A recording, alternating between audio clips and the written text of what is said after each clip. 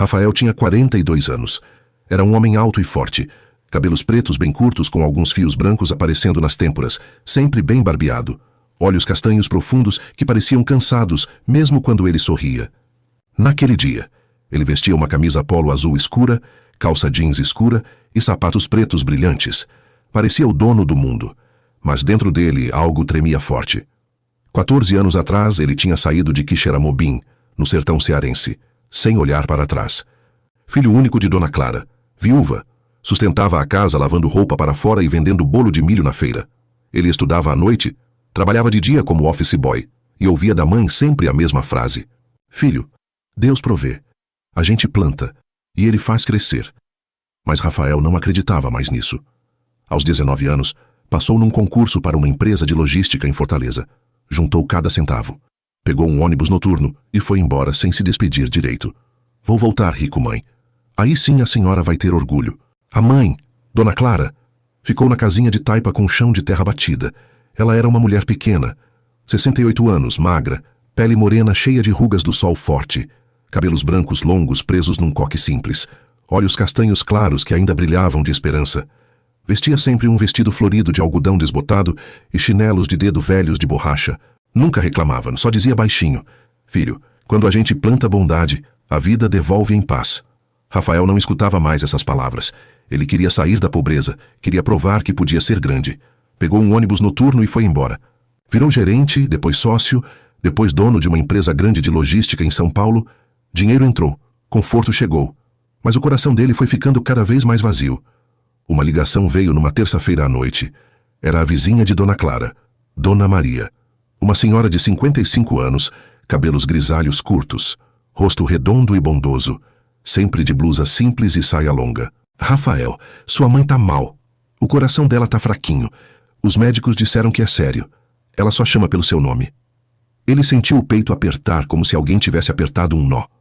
No mesmo dia pegou um avião e foi para o Ceará. Foi à locadora de veículos próximo ao aeroporto e locou um carro. Chegou de madrugada em Quixeramobim, cidade outrora ele tinha deixado para trás. Foi para o bairro aonde ele viveu a sua infância toda. Um filme voltou em sua mente daquele tempo, quando ele morava ali. A casinha continuava lá, telhado remendado com lona azul, o mesmo quintal com pé de acerola e um cachorro velho dormindo na sombra. Dona Clara estava deitada na rede velha. Quando viu o filho, os olhos dela encheram de lágrimas, mas a voz saiu calma e doce. "Você veio, meu filho. Eu sabia que um dia você ia voltar." Rafael se ajoelhou ao lado da rede. Pela primeira vez em anos, sentiu que não era o homem forte que ele fingia ser. Ele segurou a mão dela, mão calejada, pequena, quente, e não conseguiu falar nada. Só ficou ali, sentindo o cheiro de café que ainda pairava na casa. Nos primeiros dias, ele agiu como sempre agia.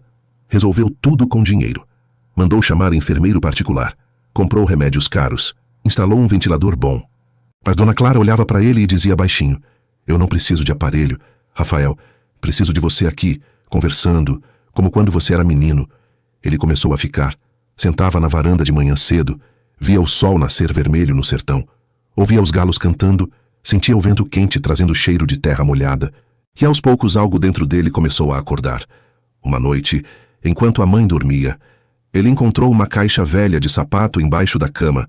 Dentro tinha cartas que ela nunca tinha mandado, cartas que Dona Clara escrevia toda semana e guardava, porque não sabia o endereço certo dele em São Paulo. Em uma delas estava escrito: "Meu filho amado, eu planto feijão no quintal e penso em você. Quando a vida fica difícil, eu lembro que o que sustenta a gente não é o que a gente tem na mão, mas o que a gente guarda no coração." Rafael leu e sentiu uma lágrima descer em seu rosto. Pela primeira vez entendeu que o sucesso que ele tanto buscou tinha deixado um buraco enorme. Ele tinha corrido atrás de coisas grandes, mas esqueceu de cuidar da coisa mais simples e mais importante: estar presente. No dia seguinte, enquanto ajudava a mãe a tomar o remédio, ele perguntou: "Mãe, por que a senhora nunca me cobrou nada?" Dona Clara sorriu fraco: "Porque eu sabia que um dia você ia entender sozinho." "Filho, o coração da gente sempre volta para casa quando ele cansa de correr."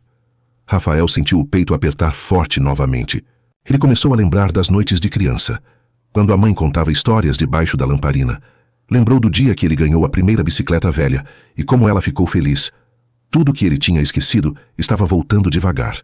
Dona Clara melhorou um pouco com os remédios, mas o médico disse que o maior problema dela não era só o coração físico, era a solidão que tinha apertado o peito durante anos. Rafael decidiu ficar mais tempo. Cancelou reuniões importantes. Pela primeira vez na vida, deixou a empresa nas mãos de outros. E começou a ver coisas que antes ele nunca reparava. Todo dia uma vizinha diferente aparecia. Dona Maria trazia sopa quente de abóbora. Outra trazia pão que tinha assado de manhã. Um menino de 10 anos chamado Lucas, magrinho, cabelos pretos bagunçados, pele morena, vestindo camiseta velha e short surrado, chinelos de dedo, aparecia toda tarde para ler historinha em voz alta para Dona Clara. O menino não tinha pai por perto e a mãe trabalhava longe. Rafael viu nele o reflexo de si mesmo quando criança. Uma tarde Lucas perguntou: Tio, por que o senhor mora tão longe e deixa a avó Clara sozinha? Rafael não soube responder. Sentiu vergonha. Sentiu que tinha sido pobre de verdade, pobre de presença, pobre de amor. Dona Clara, mesmo fraca, sorria e dizia para o filho: Veja, Rafael, quando a gente cuida uns dos outros, a vida fica mais leve. Não precisa ter muito, basta ter o coração aberto. Nessa mesma semana apareceu um velho amigo de infância, seu Zé, um homem de 45 anos, magro, cabelos pretos com fios brancos, sempre de camisa xadrez e calça jeans surrada. Seu Zé estava passando por dificuldade e veio pedir um conselho. Rafael ouviu a história dele e, em vez de dar dinheiro, decidiu ajudar de verdade. Ensinou o amigo a organizar uma pequena venda de frutas no mercado. Os dois trabalharam juntos por dias. Seu Zé começou a sorrir de novo. Rafael percebeu que ajudar alguém estava curando ele também. Dona Maria, a vizinha, contou uma noite: Rafael, eu tive um sonho estranho. Vi você chegando e a casa toda cheia de luz. Acho que Deus está te mostrando o caminho de volta. Rafael não respondeu, mas guardou aquelas palavras no coração. Tudo estava se conectando. Cada ajuda, cada conversa, cada sorriso estava formando um caminho que levava ele de volta para si mesmo. Dona Clara melhorava dia após dia, mas o coração dela ainda precisava de calma. Rafael percebeu que o maior remédio era simplesmente estar ali, sentar do lado da rede, segurar a mão dela, ouvir as histórias antigas. Uma tarde, ela perguntou baixinho: Você me perdoa por não ter podido te dar mais quando você era pequeno? Rafael chorou como criança. Mãe, quem tem que pedir perdão sou eu. Eu saí daqui achando que o sucesso ia trazer orgulho, mas eu te deixei sozinha. Eu errei feio. Dona Clara apertou a mão dele. Eu sempre perdoei, meu filho. O que eu queria era ver você. Agora você está aqui. Isso para mim já é tudo. Naquele momento, Rafael sentiu um peso enorme sair do peito. Ele entendeu que guardar mágoa só machuca quem guarda. Quando a gente solta o rancor e abre o coração para perdoar e ser perdoado, uma paz diferente chega, uma paz que nenhuma viagem cara consegue dar. Ele começou a mudar por dentro. Aquele fogo, que antes só queimava por mais sucesso, agora queimava por fazer o bem. Ele decidiu que ia ficar mais tempo. Começou a ajudar outras famílias da rua. Levava remédio para quem precisava. Dava carona para quem ia ao médico. Sentava com os velhinhos para conversar.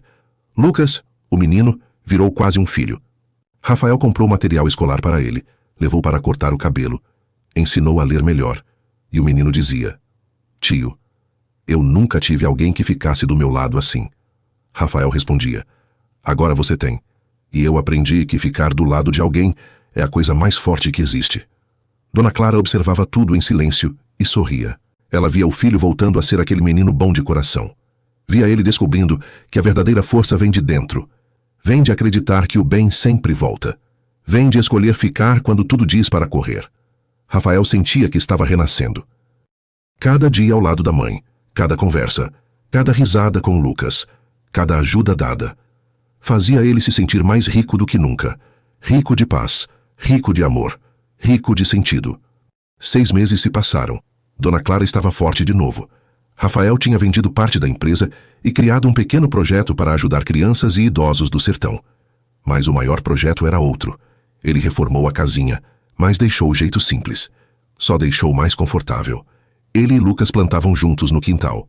Dona Clara preparava bolo de milho e contava histórias. A vizinhança toda parecia mais unida. Uma noite, na varanda, Dona Clara segurou a mão do filho e disse com voz calma: Rafael, anos atrás, quando você foi embora, eu tive um sonho estranho. Um anjo apareceu e me perguntou: Você vai esperar o filho que saiu com as mãos vazias, Mas que um dia vai voltar com o coração cheio? Eu respondi que sim, e agora você está aqui. O sonho se realizou. Rafael sentiu um arrepio. Mãe, como você sabia que eu ia voltar?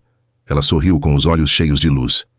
Porque eu nunca duvidei que o amor que a gente planta sempre encontra o caminho de volta.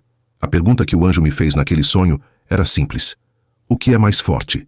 O que a gente conquista longe ou o que a gente constrói perto de quem ama? Rafael descobriu que a verdadeira prosperidade não está em contas cheias. Está em laços restaurados, em perdão dado, em presença oferecida, em escolher ficar. Ele voltou para o sertão pobre de dinheiro e saiu rico de coração. E você? Tem alguém esperando por você? Alguém que precisa só da sua presença? Deixa aqui nos comentários. Qual parte dessa história tocou mais o seu coração? Compartilha com alguém que precisa ouvir isso hoje, porque toda semana tem uma história que pode mudar a sua vida. Obrigado por ficar até aqui. Que a paz que vem de dentro encontre você. Até a próxima história.